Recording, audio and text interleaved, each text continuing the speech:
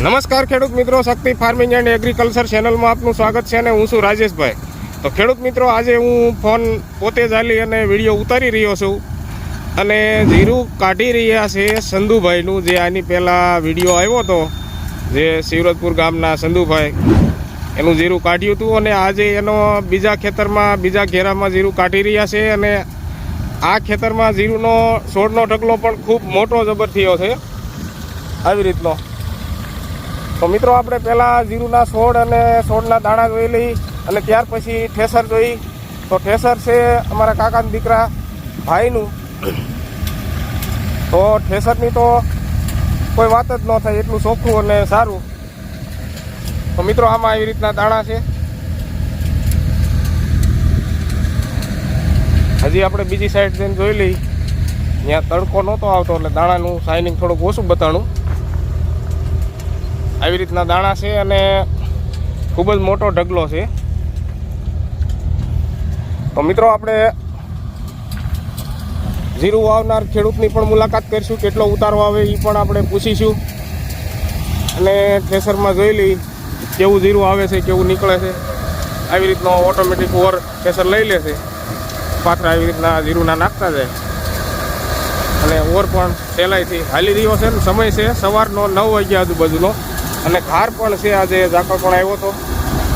તો મિત્રો, હવે આવી ગયા છે એ જીરું નીકળે છે અને જીરું પણ ખૂબ સારું એવું આવે. પહેલાં જીરું બતાવી હતી.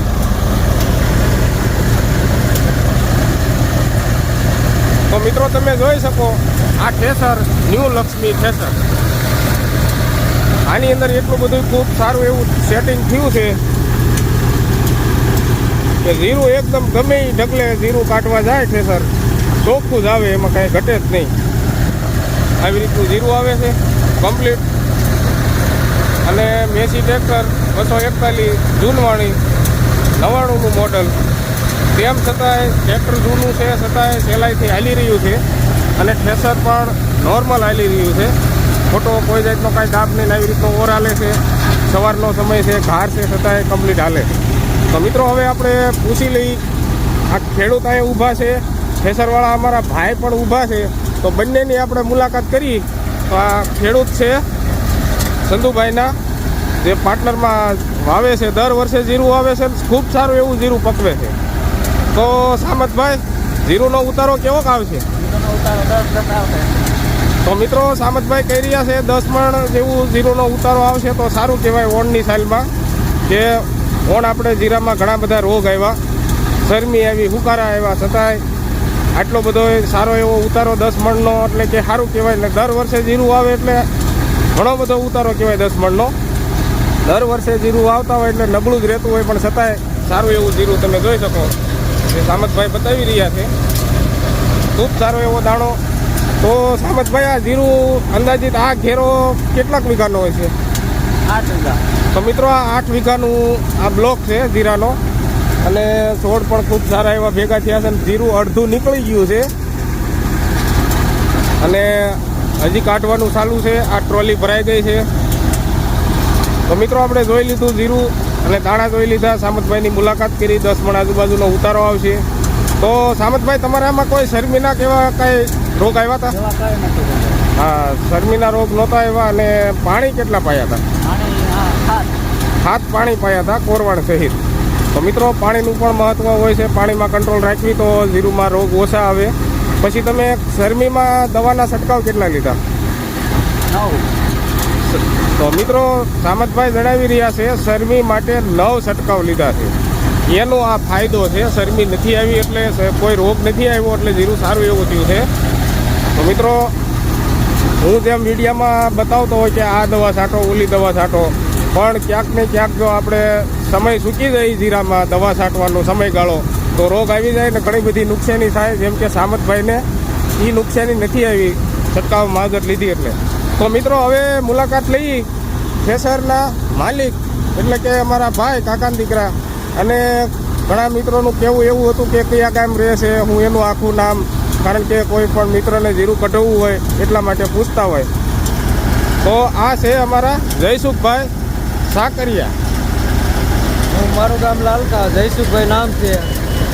અને ઠેસર તો બધા સારા જ આવે, પણ આનું સેટિંગ કરવું ને એ જ મહત્વનું છે. બાકી હાલત તો બધા કંપની સારી જ આવે, પણ આ મયુલક્ષ્મી સારું આવે છે અને સેટિંગ સારું કર્યું છે એટલે સારું આવે છે કાઢે. હા, તો મિત્રો ન્યૂ લક્ષ્મી થ્રેસર અને મજબૂતાઈ અને વ્યવસ્થિત બનાવટી અને કંટ્રોલમાં એનું જે કાંઈ ફિટિંગ ને એ બધું હોય, સારણા હવા અને બધું સેટિંગ, એમાં જો વ્યવસ્થિત સેટિંગ થઈ જાય તો સેટિંગ સારું એવું થઈ જાય તો આવું સેટિંગનું રિઝલ્ટ આપણને થ્રેસરનું રિઝલ્ટ મળે. તો મિત્રો હવે આપણે આજુબાજુમાં જઈ અને જોઈ જીરું કેવું નીકળે છે, કાંધું બાંધું કેવું છે. ઓર મિત્રો ખૂબ સારો એવો હાલી રહ્યો.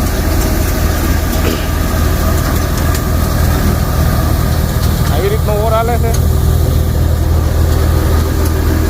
અને અહીંયા ઉડાડે છે ભૂસું ડાખળી.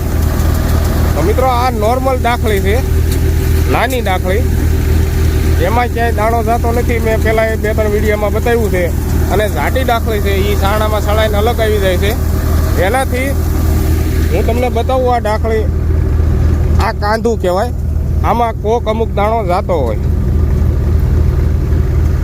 એટલા માટે આને કાંધું કહેવામાં આવે છે. અને આ પાછું આ જીરુના છોડ ખૂટી જશે ત્યારે પાછું આ કાંધું આ થ્રેસરની અંદર આ જગ્યા ઉપર જ ઓરી દેવામાં આવશે. તો મિત્રો મેન મહત્વનું તો એ છે કે આ જે જાડી ડાખળી છે, આ કાંધું, આને આપણે ફૂંકમાં ઉડવા ન દઈ અને સાણામાં સળાઈને અલગ પડી જાય એ રીતનું જો થ્રેસરમાં સેટિંગ રાખી તો દાણો ઉડવાની શક્યતા થ્રેસરમાં ન રહે.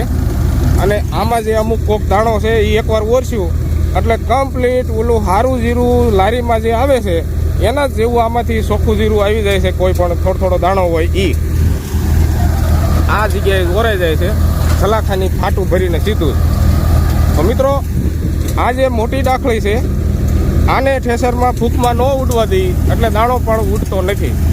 એને સારણામાં સળાઈને જ અલગ પડી જાય અને આ થોડુંક આટલું ભેગું થાય આ સલાખામાં ભરી અને આમાં ઓરી દેવાનું. જેનાથી જે ડાખળી ઉડાડે છે થ્રેસર એમાં દાણો બિલકુલ જાય નહીં. તો મિત્રો તમે જોઈ શકો અમારા ભાઈનું થ્રેસરની અંદર હું કાળજી લેવી. જેમ કે આ સારણા કમ્પ્લીટ ચોખ્ખા હાલી રહ્યા છે અને અહીંયા આવે છે જીરું અટોળમાં અને લારીમાં આવી રહ્યું છે.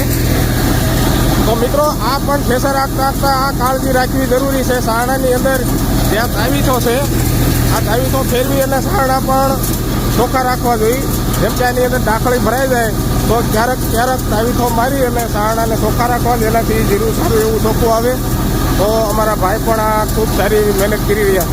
તો જલાભાઈ, તમે જે આ તાવીથો મારો એનાથી શું ફાયદો મળે થ્રેસરમાં? એમાંથી ડાખળી ન આવે, રસ ન આવે, સારણો ભરાઈ ન જાય, એમાંથી રિઝલ્ટ સારું રહે. સારણો ભરાઈ જાય એટલે બધી બાજુ દાણા કાઢ્યા રાખે, ડાખળી આવ્યા રાખે, ટ્રેક્ટર તમે બધી રીતે હાલ આપે. બિલકુલ સાચી વાત છે. કારણ કે આ થ્રેસર ઘણા જ મિત્રો હાંકતા હોય છે, પણ થ્રેસર ચાલુ કરી અને આખા જઈને બેસી જાય પછી થ્રેસરનું જે થાય એ જેવું હાલે એવું જેવું નીકળે એવું ખેડૂતને ચોખ્ખું આવે કે ન આવે એ કાંઈ જોતા નથી. પણ થ્રેસરની અંદર જો પૂરતી કાળજીપૂર્વક જો હાંકવામાં આવે, ધ્યાન રાખવામાં આવે કે ભાઈ સારણાની અંદર ક્યારેક તાવીથો મારવો, જેનાથી સારણા ચોખ્ખા રહે તો જીરું પણ આવી રીતનું સારું એવું ચોખ્ખું આવે.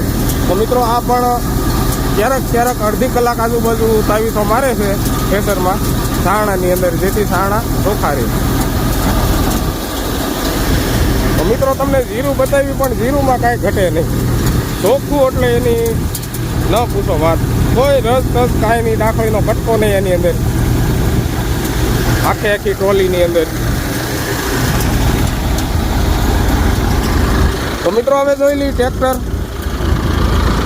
જીરુની અંદર છોડમાં ઘાર હોવાના છતાંય કમ્પ્લીટ નોર્મલ હાલી રહ્યું છે. હવે એના આરપીએમ જોઈ લઈ.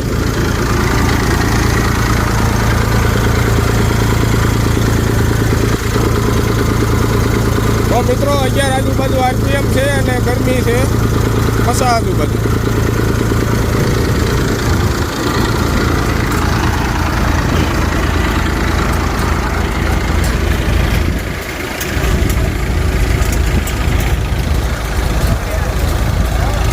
તો મિત્રો હવે લારી ભરાઈ ગઈ છે અને લારી અહીંથી ખેહવશે એટલી વારમાં ત્યાં કોથળી રાખી દીધી છે કન્વરમાં, કે એમાં થોડુંક જીરું આવે એટલી વારમાં લારી આગી લઈ લે છે.